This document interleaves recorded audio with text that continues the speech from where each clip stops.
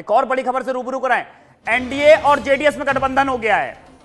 Janata Dal secular NDA में शामिल हो गई है। कर्नाटक के पूर्व मुख्यमंत्री एचडी कुमार स्वामी गृह मंत्री शाह की मौजूदगी में यह हुआ है।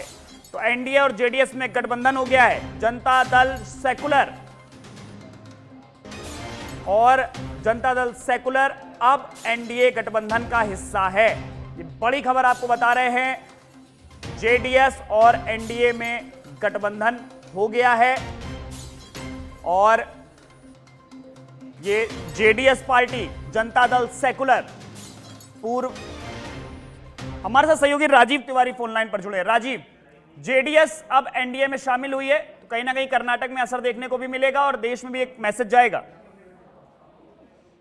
बिल्कुल, देखा जाए तो विधानसभा चुनाव में जिस तरह से हार हुई है उसके बाद भारतीय जनता पार्टी पूरी तरह सजग हो गई है और यही वजह कि साउथ के राज्यों में जो है भारतीय जनता पार्टी अपने हिसाब से बात करके गठबंधन करने में जुटी हुई है।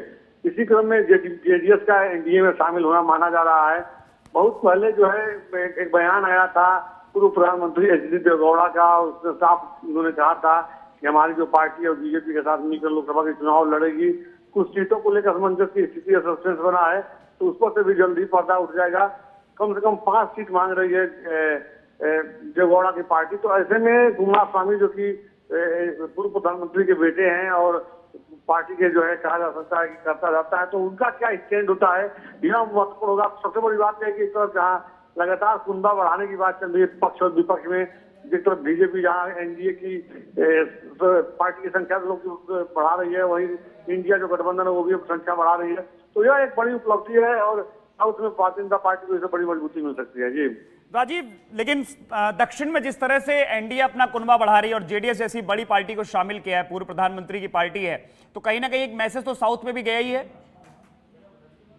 बिल्कुल, देखिए भारतीय जनता पार्टी के रणनीतिकारों को यह लग रहा है कि पूरे देश भर में जो हिंदी बेल्ट है, खास करके देखिए उत्तर प्रदेश, बिहार, झारखंड, ये तमाम जगहों पे भारतीय जनता पार्टी अपनी जीत सुनिश्चित करने में जो है कहीं असफल नहीं हुई। लगातार 2-3 ऐसे राज्य हैं जहाँ भारतीय जनता पार्टी फेल हो जा रही है।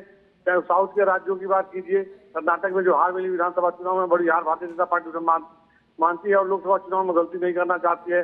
दूसरे राज्यों में बंगाल के साथ साथ दूसरे राज्यों में भी बीजेपी मजबूती से जुटी हुई है। उसी क्रम में अगर साउथ के राज्यों को देखा जाए तो साउथ में भारतीय जनता पार्टी लोकसभा के लगभग 100 से अधिक सीटों पर नजर बनाई हुई है।